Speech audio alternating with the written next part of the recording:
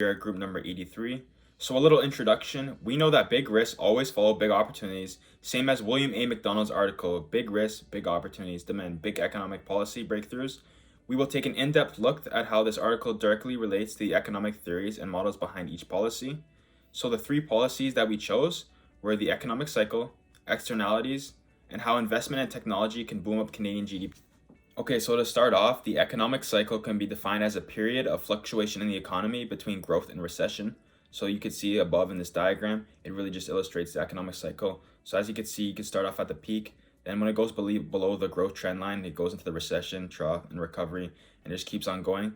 And there are many contributors to this, and they could be such as like interest rates, gross domestic product, employment, consumer spending, all of which affect the economic cycle.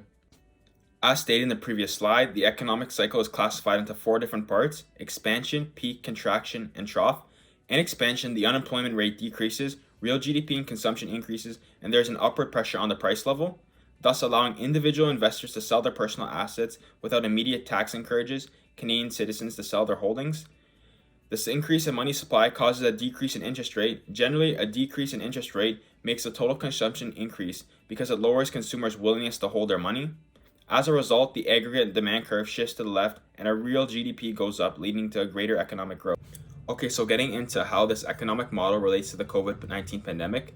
So this proposal helps Canada to improve the capital gains system's efficiency and maintain Canada's international status. The loss in revenue for Ottawa caused by more capital gains are sheltered from tax will not be too much because of the current circumstance of the economic recovery. Canada has great advantages compared to other countries: large landscapes, high-tech, and strong performance in finance. These advantages have attracted lots of high-tech people from other countries. Okay, so our second economic model is externalities. So essentially what an externality is, it's basically just a cost or benefit which is caused by the producer that is not financially received by the producer itself. And it could be either positive or negative, or a good or service or a production. So an example would be above in this diagram right here. Okay, so getting into how this economic model relates to the COVID-19 pandemic. So this proposal helps Canada to improve the capital gains system's efficiency and maintain Canada's international status. The loss in revenue for Ottawa caused by more capital gains are sheltered from tax will not be too much because of the current circumstance of the economic recovery. Canada has great advantages compared to other countries: large landscapes, high-tech, and strong performance in finance. These advantages have attracted lots of high-tech people from other countries.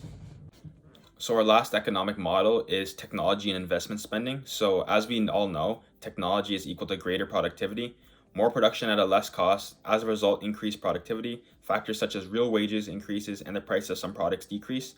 Investment spending, money spent on capital goods. So this can include purchases such as land, machinery, infrastructure, and inputs of production.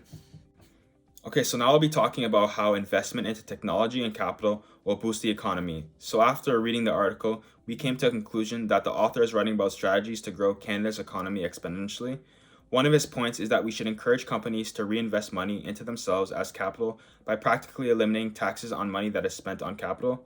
So simply, if a company has made $100,000 in a profit in a year and they invest all of that back into capital, the company can use that as a tax write-off and pay zero immediate tax on that $100,000. This makes it easier for startup companies to invest in technology or capital and grow.